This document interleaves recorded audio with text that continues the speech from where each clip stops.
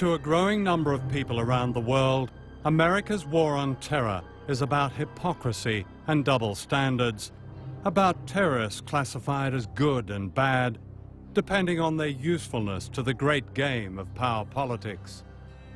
For years, Osama bin Laden was not only regarded in Washington and London as a good terrorist, he was virtually our creation.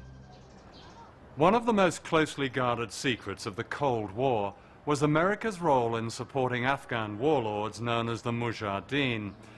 The official story is that America backed these fundamentalists in response to the Soviet invasion of Afghanistan in December 1979. But that's not true.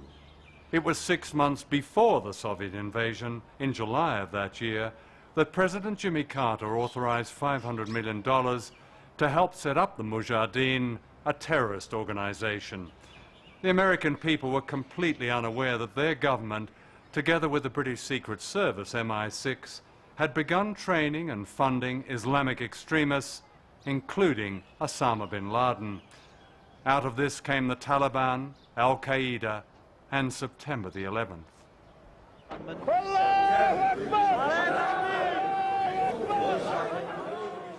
Soon after the Taliban came to power in 1996, the administration of Bill Clinton backed a secret plan for a pipeline through Afghanistan from Central Asia, which has vast reserves of oil and gas.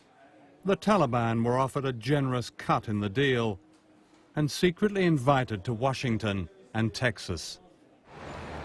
They were treated royally, taken shopping and flown to tourist attractions like the NASA Space Center and Mount Rushmore. Their tour was so secret that no television news covered it. Most Americans knew nothing. By the time George W. Bush came to power, the link between Al-Qaeda and the Taliban was an embarrassment, and September the 11th gave Bush an opportunity to get rid of them. Today, Afghanistan is run by a regime installed by the Americans, and the pipeline deal is going ahead. September the 11th also presented an opportunity to an influential group who, even by Republican Party standards, were extreme. Ray McGovern is a former senior officer